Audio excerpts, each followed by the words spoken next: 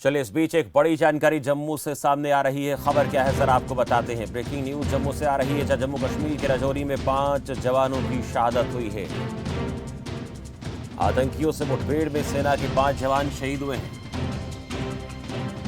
सुरक्षा बलों ने कई आतंकियों को घेरा है, सर्च अभियान जारी है। राजौरी में सेना ने ऑपरेशन त्रिनेत्र शुरू किया हुआ है। आतंकियों के खिलाफ अभियान लगातार सेना का जारी है। जम्मू कश्मीर के राजौरी में 5 जवानों की शहादत की खबर आ रही है, जहां आतंकियों से मुठभेड़ में सेना के 5 जवान शहीद हो गए हैं।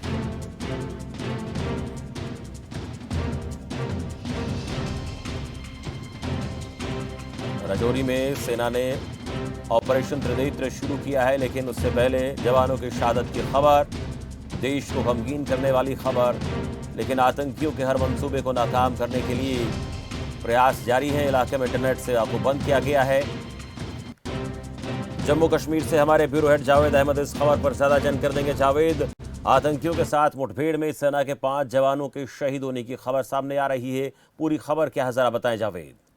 जी बिल्कुल शमशेर, अगर बात की जाए कि आज सुबह जो 8 बजे जो पुंछ राजौरी इलाके में जो सर्च ऑपरेशन चल रहा था, उसके बाद फोर्सेस को सूचना मिली थी कि इलाके में कुछ मिलिटेंट्स की मौजूदगी है, जिसके बाद इलाके को कॉर्डन में लेकर सर्च अभियान शुरू किया गया। और सर्च अभियान के दौरान ही जो ही मिलिटेंट्स के साथ कांटेक्ट एस्टैब्लिश हो गया, तो जबरदस्त गोलाबारी का तबादला भी हुआ। और सबसे पहले जो इब्तिदाई इत्तलात हमारे पास पहुंची है, उसमें कहा गया, जो बताया गया कि उसमें सबसे पहले 2 फौजी एहलकारों ने शहादत पाई है। लेकिन इसके बाद जो है लगातार पूरी तरह से मजीद फौज की कमक को वहां पे बुलाया गया और पूरी तरह से इलाका जो है मुहासरे को सख्त कर दिया गया। लेकिन अभी जो है ये बज़राए से ये पता खबर मौसूल हो रही है कि जख्मियों में से कुछ और जवान जो है वो जख्मों की ताब न लाकर दम तोड़ बैठे। फिलहाल ये इसकी पुष्टि पूरी तरह से सरकारी तौर पे होना अभी बाकी है, लेकिन सूत्रों के हवाले से बताया जा रहा है कि जख्मियों में से और कुछ फौजी हैं वो भी जख्मों की ताब न लाकर दम तोड़ बैठे, जिससे ये आंकड़ा जो है 5 तक पहुंचा है। यानी 5 फौजी जवानों की शहीद होने की खबर मौसूल हो रही है। फिलहाल पूरी तरह से इलाके को मजीद सख्त कर दिया गया, तमाम दाखिली और खारजी रास्ते वहां पे बंद कर दिए गए हैं। यहाँ ये बात भी बताना काबिल जिक्र है कि कुछ दिनों पहले वहां पे इसी इलाके में जो है जो एक फौजी गाड़ी पर मिलिटेंट्स के द्वारा हमला किया गया था, जिसमें 5 फौजी जवानों की हलाकतें पेश आई थी। और उसके चलते जिसके बाद पूरी तरह से सिक्योरिटी फोर्सेस ने जायजा लिया पूरी इलाके का। जैसा कि बताया जा रहा है कि इस इलाके में जो है घने जंगलात भी हैं और सर्च ऑपरेशन में लगातार तेजी लाई जा रही है। तमाम तर जो इंतजामिया है वो इसी जो सिक्योरिटी फोर्सेस की एजेंसियां हैं वो इलाके पे निगाह बनी हुई है। लेकिन अभी आखिरी इतलात मिलने तक अभी जो बताया जा रहा है कि फायरिंग का तबादला जारी है। ये भी एक खबर सामने आ रही थी कुछ देर पहले कि जो आतंकी वहां पे छुपे बैठे थे, उन्होंने धमाका खेज मवाद का इस्तेमाल किया है, जिसकी वजह से फौजी जवानों को की जख्मी होने की खबरें सामने आई। और उन्हीं जवानों में कुछ जवान जो है वो जख्मों की दाब न लाकर दम तोड़ बैठे, जिससे ये तादाद जो है 5 तक पहुंच चुकी है। फिलहाल पूरी तरह से सरकारी तौर पे भी इसकी पुष्टि होना बाकी है, लेकिन आखिरी इत्तलात मिलने तक अभी भी बताया जा रहा है कि सर्च ऑपरेशन जारी है और फायरिंग का तबादला जारी है। और जावेद, जिस तरह से 5 जवानों की शहादत हुई है, हमला उनके आतंकवादियों की तरफ से भी किया गया, इसमें अहम बात ये हो जाती है कि जो हथियार हैं उनके पास, जो हथियार है उनकी जो क्वालिटी है वाकई में बहुत मारक क्षमता है। और ये हथियार कहाँ से आते हैं, बड़ा सवाल है, क्योंकि इतनी बड़ी तादाद में पिछले दिनों जिस तरह से गाड़ी पर हमला किया जाता है, फिर अब जवानों के साथ जो है दूसरी तरफ से फायरिंग होती है और जवानों की शहादत होती है, तो बड़े पैमाने पर बड़ी ऐसी क्षमता वाले हथियार उनके पास हैं जो उनकी क्षमता मारक कही जा सकती है।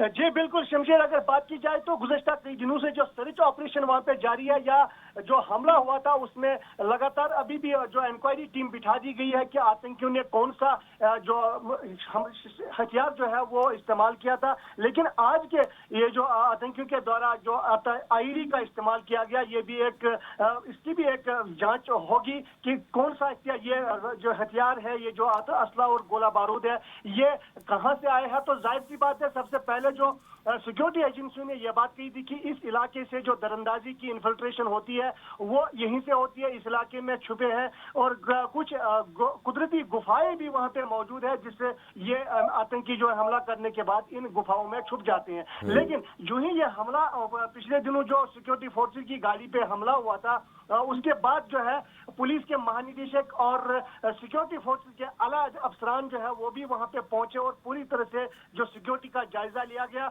उसके बाद सर्च ऑपरेशन का एक लगातार कंटिन्यूअसली सर्च ऑपरेशन इन इलाकों में शुरू किए गए। तो अब ये देखना होगा कि ये आईडी इनका इस इलाके में क्या और मिलिटेंट्स की कितनी तादाद मौजूद है, जिनके पास ये हथियार, जो मौलिक हथियार भी मौजूद है, ये भी देखना कवलस वक्त होगा। फिलहाल ऑपरेशन खत्म होने के बाद सारी गुत्थी सुलझाएगी कि वाकई ये तो सरहद पार से ही आती है हथियार, जैसा कि लगातार ये भी खबरें सामने आती है कि ड्रोन के जरिए से हथियार गिराए जाते हैं और काफी लोगों के साथ जो OGWs वगैरह हैं उन तक पहुंचाने की कोशिश की जाती है सरहद पार। जावेद, जिस इलाके का हम जिक्र कर रहे हैं राजौरी की, वहां पर क्या अनुमान है कितनी तादाद में यहाँ पर आतंकी गतिविधि को अंजाम देने के लिए आतंकी छिपे हुए हैं और किस तरह से टुकड़ियों में बटे हो सकते हैं, इसकी कुछ जानकारी मिल पाई हमें?